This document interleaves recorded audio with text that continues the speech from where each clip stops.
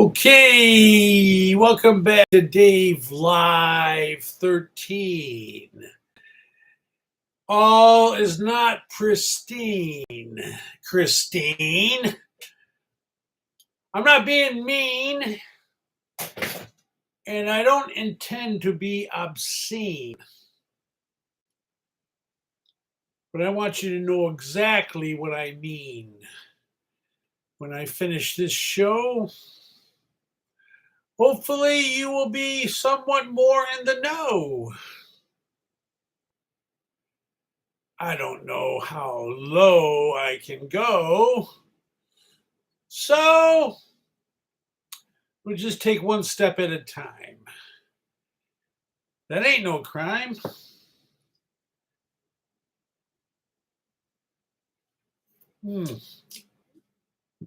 It's very hot. I just made it. My eye's itching. I just put an eye drop in there. And it's not kicking in. That's what I call a sin. Then again, doing this for me is a win-win situation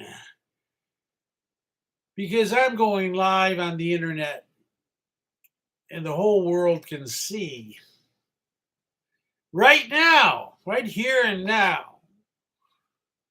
Now, after I do my 28 minutes, it'll be taped, recorded for people to see. But right now, you have a chance to chat with me. And no one's doing it so far. On up to my Dave Live 13, I will go SOS.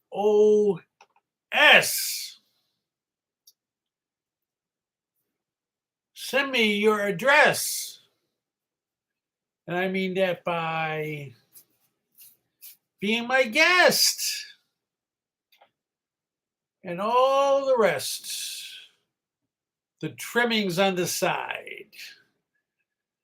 I love that from Thanksgiving. All the trimmings. You have the turkey and you have the stuffing and the cranberry sauce and the potatoes and the pumpkin pie, the blueberry pie. Oh my. I think I have a sty in my eye. It itches. Oh my God. Not supposed to do it with your fingers. That's what my mom used to teach me. She was a nurse. You use tissue. I already put my fat fingerprints and germs into my eye. That makes it worse. Remember that guy Durst? I was talking to my friend the other day, and he said he went to work for their company, and someone warned him, don't ever mention that name. They don't want that name mentioned. The Durst guy who killed his wife and a couple wives, and oh my God.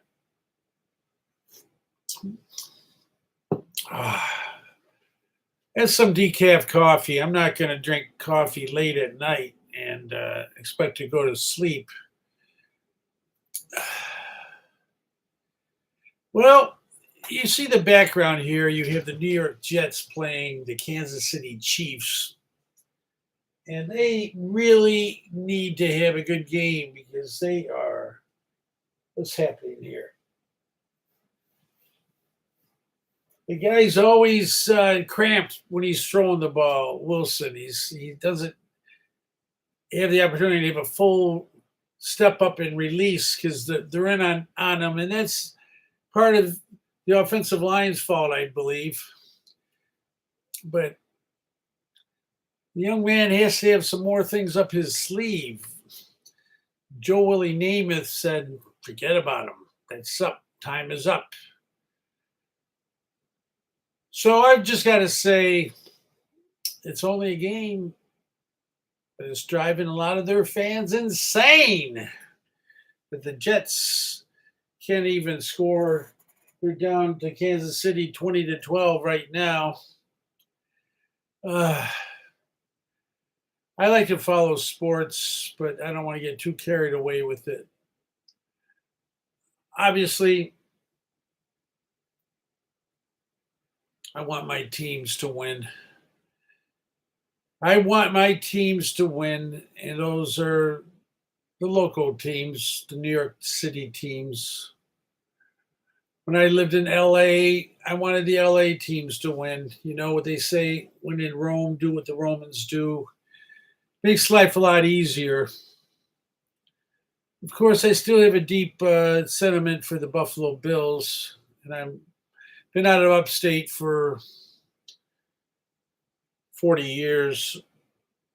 But that's my team that disappointed us all when they lost 4 straight Super Bowls. What a kind of a bad record to have, really. Oh, they missed a field goal, the Jets. They're going to go into halftime down 8 points. They get the kickoff in the second half.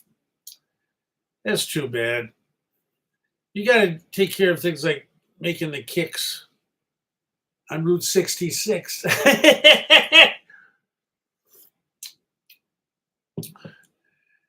I was watching the Ryder Cup, and I don't know if anybody's a golf fan out there, but man, the U.S. team got tattooed by the Europeans right out of the gate on Friday morning. And it started like at 1:30 in the morning here because it's 6 hours later in Italy there, Rome, Italy, which is 7:30. In the first 2 days, Friday and Saturday, they played 4 sessions, various pairings, 4-ball, alternate shot, whatever. And then the last day, they all go one-on-one, all 12 players on each team. And it wasn't even close. Right out of the gate, 4-0.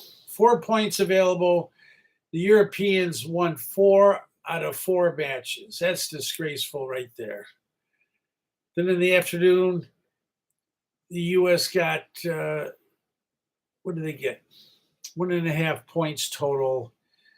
So it was like, after the first day, it was 6.5 to 1.5. Then on Saturday, it was like, what did they get? It was like 9.5 to 2.5 or something like that. It was just crazy. Fugazi. The U.S. had a little bit of a run the second half of Saturday, and then going into the last day, they were down 10.5 to 5.5. And the Europeans just needed 4 points to get to 14.5. There's 12 players out there, and you're going to tell me that they're not going to win at least 4 matches? And they ended up with 16.5 to 11.5. So that's 28 points total. And 2 years ago, in the Whistling Straits, Wisconsin, that's where they played. The U.S. played, I think it was last year or the year before. The U.S. actually had 19 points to 9, and they really trounced the Europeans. And people thought, well, this was going to be a new trend because the U.S. hasn't won in Europe in over 30 years when they play the Ryder Cup there. Every 2 years they alternate, and they go back and forth. So the only solace is that they took a beating, and now 2 years from now, they're going to be playing at Bethpage in Long Island. That's a famous course. And I'll tell you, those Long Island fans have a reputation for being really rowdy and obnoxious. So these European guys, they were so happy they won. They were jumping around, hooting and hollering and partying. And I guess as part of the victory dance, Lance. But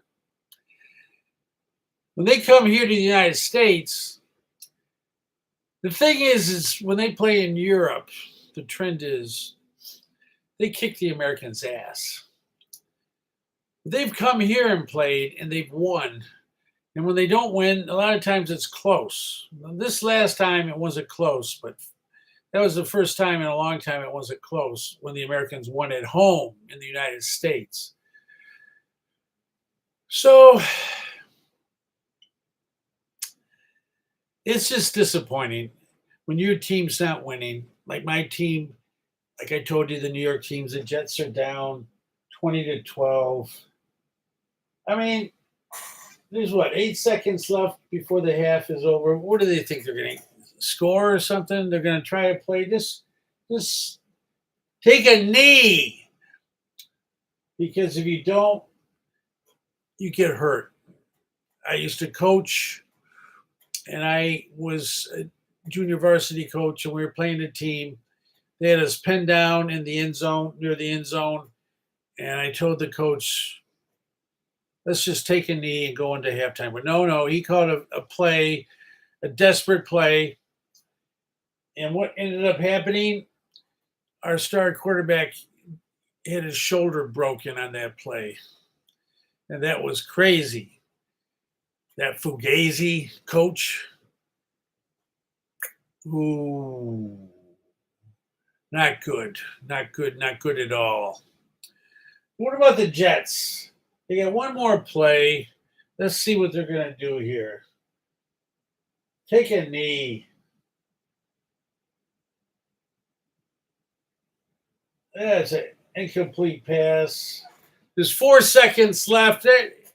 Don't try another play. Come on, don't be an idiot. They're in like they're on 40-yard line. They're not going to get a touchdown.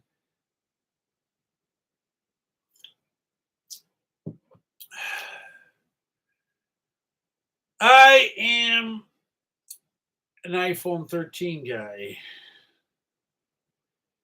And I just want to take a selfie. Ralphie. Let me see. Is it over? Come on. Finish it up. There you go. That's it. Sack the quarterback. Let him get hurt.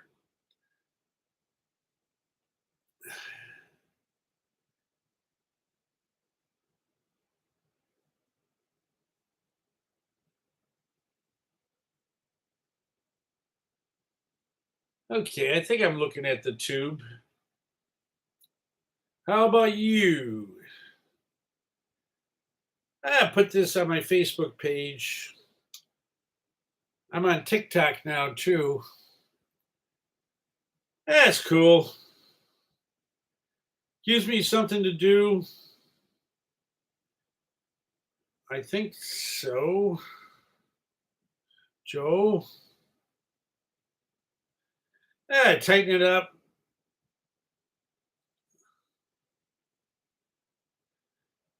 It looks pretty good. Hollywood. Here's another one I took at the beginning of the show. This is how I looked. This picture I took yesterday. My friend Harvey gave me a Puma hat for my birthday. I had that on proudly. That's nice to have friends. You got to have some friends. No man is an island. And sometimes I feel like I'm living in an island of my own. Not on my own volition. I don't want to give you any ammunition to use it on me.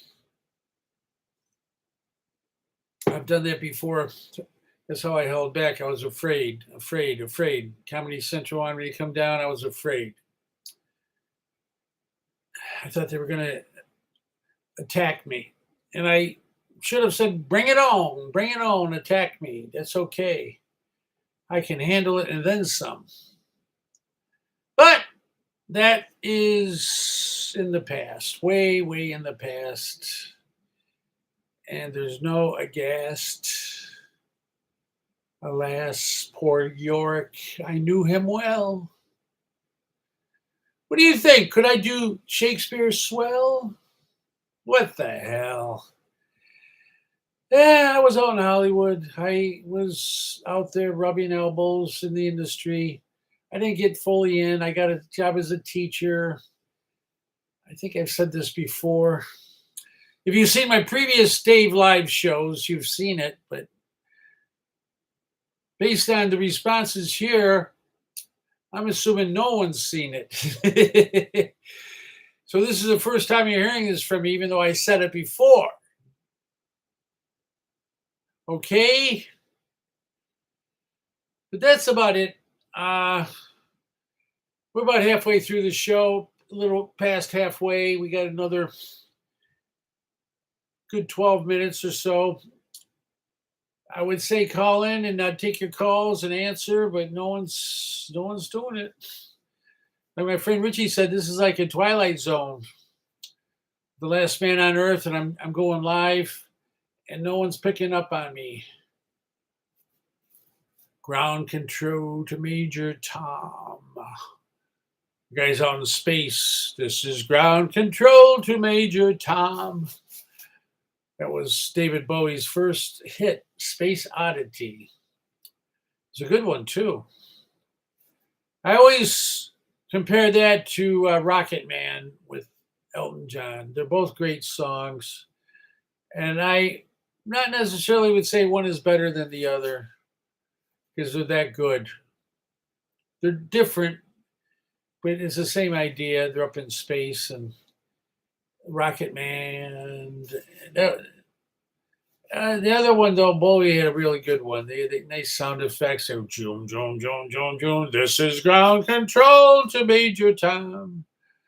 Then the Elton John was more of a Rocket Man, and it's more of a musically, I wouldn't say better, but it's just kind of, it's very, very classy sound, very tight. But Bowie was good. He changed too fast, I think. He hit it with Ziggy Stardust and the Spiders from Mars. If you ever see that album, that's his best album. It's like a concept album.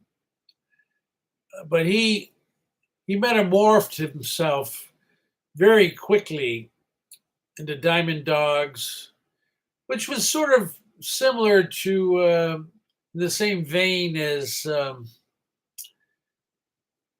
Ziggy, but he disbanded Ziggy and he did Diamond Dogs. He didn't even use the same musicians. That great guitarist of his and the Spiders from Mars band, he went completely different. And then Mick Ronson or something like that.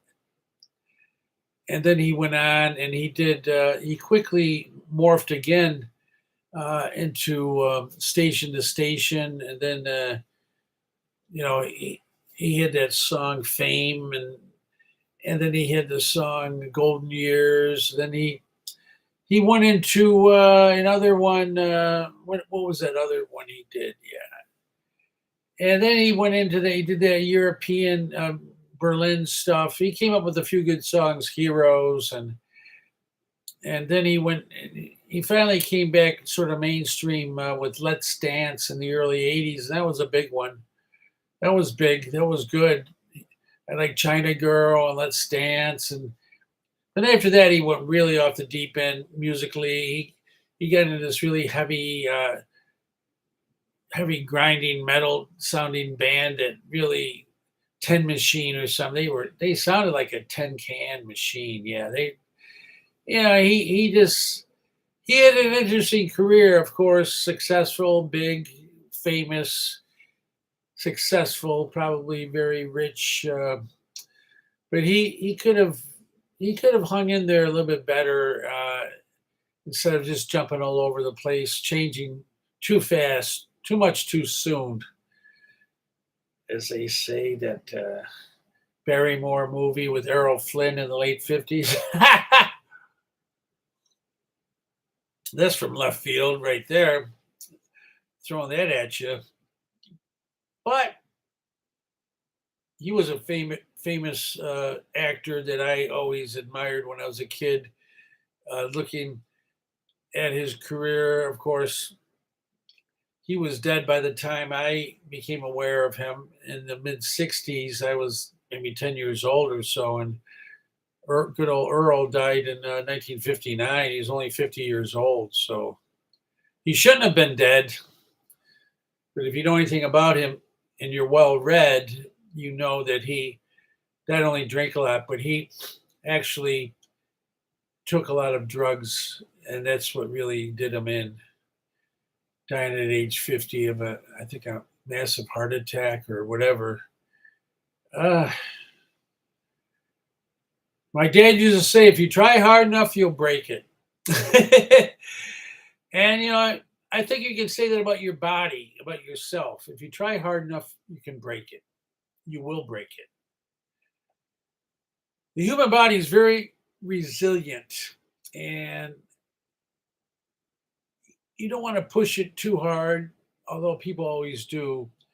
But there's a great recuperation ability we have, even for people who abuse their body for years and in different various ways, like drinking or smoking, and they just stop and they give us some time.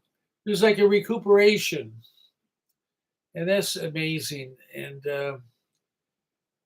I, for one, can attest to that right now. I'm no longer drinking alcohol, and I feel great. I feel real good because this has only been for about a month. And I was drinking alcohol for about 50 plus years. And I started in high school when I was 14 years old.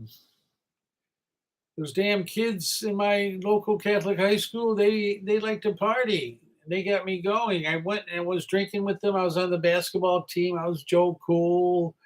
And I just succumbed right to all the social mores. And yeah, I had a few s'mores over the years. It has nothing to do with it, unless they were vodka laced. I wasn't that hardcore. I consistently drank for 50 years or so. And there's a few times here and there. I was out in LA once when I stopped for the summer and I lost some weight. But I finally quit. My knees were killing me with arthritis, and I was given some medication, meloxicam, and it said on the bottle, don't mix it with alcohol or consult your physician. And I use that as an impetus not to drink anymore. And I haven't drank since. And I'm not using that meloxicam anymore, but I still decided not to drink anymore. I'm getting my knees injected with gel injections. I had the first one last week. I got another one tomorrow morning, and for both knees. Then the following week.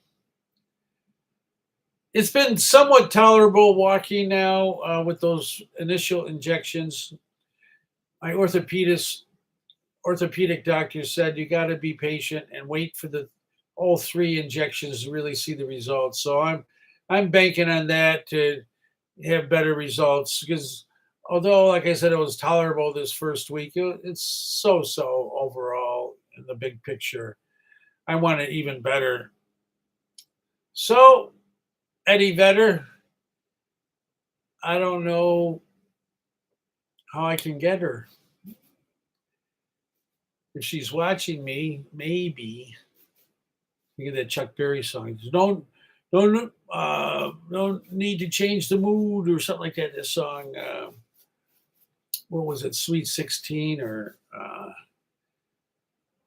I don't know, Go Carol Go or something like that. The Stones did it. I always affect my speech with the Stones. That's kind of insulting. I was in a play once, not a play, I was a playwright, and they selected my play, and I showed up and I was talking in an English accent. And the lady called me on it. The head lady, the one who picked me, she goes, "I never recalled you speaking English before," or something like that. And I just let it go. I just said, "Oh, okay, you got me." I didn't say you got me, but I more or less, I just said, hey, I didn't think anyone cared or were paying attention. They didn't really give a damn. And all of a sudden, it's a big deal. Oh, this guy's speaking with the British accent. He's putting us on. And I was putting them on. You moron. I'm talking to myself. Don't listen to that little elf inside your head. Then you really will be dead. Not really. He might be schizophrenic. I get a little dizzy when I sit here for a long time, and I got to get up and hopefully walk it off, because I don't want to feel this way as I'm ending this show, conking out. Literally, I don't want to do that. I got a lot of life to live and to give, and I just turned 67. I could go for another 11 and 11 and 11. I don't know.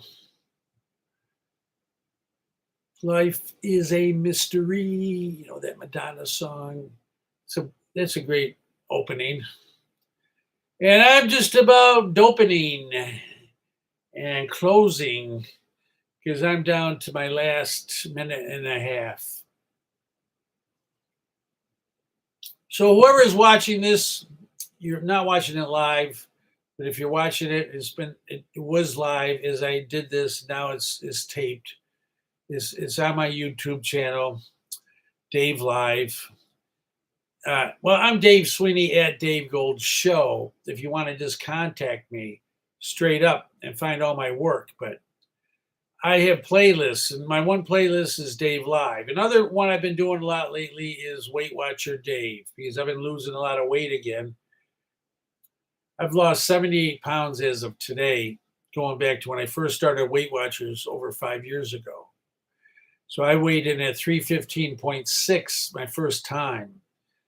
And today I was like 237 and something, but I'm way down from before. Although I did get down to 215 or below 215 for a short while, and I let it all get away from me. So that's something I'm really concentrating on. Taking care of business, losing my weight, keeping in good shape. I work out every day. I'm looking pretty good that way, and taking care of my knees. So that's about it, everybody. I'm going to just say sayonara for now. Holy cow. Wow. And ciao, ciao, ciao. And I'll eat some chow. Okay. Goodbye. Dave Live 13 is signing out.